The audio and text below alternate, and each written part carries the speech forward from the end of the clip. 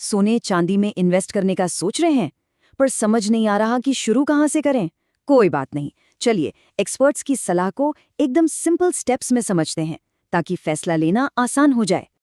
तो आजकल हर तरफ सोने चांदी की इतनी बात क्यों हो रही है? चलिए जरा समझते हैं कि इस चमक के पीछे असल वजह क्या है। देखिए, जब शेयर मार्केट रोलर कोस्टर जैसा लगने लगे, ऊपर नीचे, तो निवेशक कहाँ जाएं स्टेबिलिटी के लिए? इसका जवाब सदियों पुराना है। जी हाँ, बिल्कुल। और इसीलिए सोना और चांदी, ये दो पुराने भरोसेमंद एसेट्स, एक बार फिर से सबकी नजरों में आ गए हैं। ओके, तो अब आते हैं सबसे बड़े सवाल पर।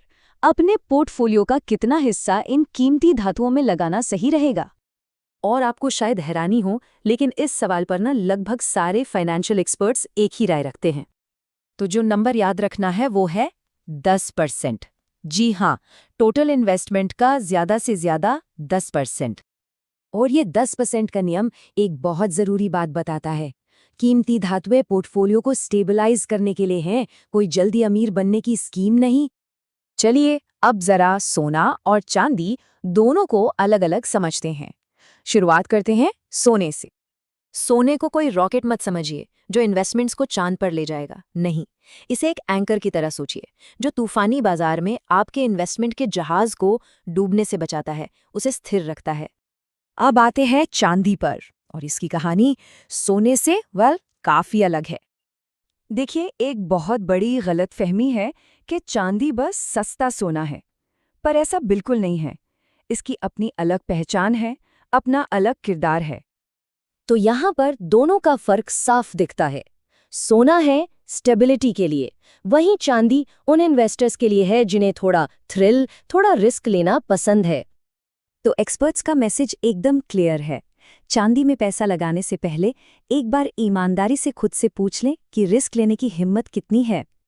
तो अब जब हम सोने और चांदी दोनों की पर्सनालिटी को समझ चुके हैं, सवाल उठता है कि इनमें इन्वेस्ट करने का सबसे स्मार्ट तरीका क्या है।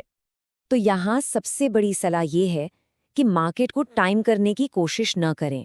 मतलब बाजार की हर छोटी बड़ी खबर पर घबराकर एकदम से खरीदने या बेचने का फैसला न लें।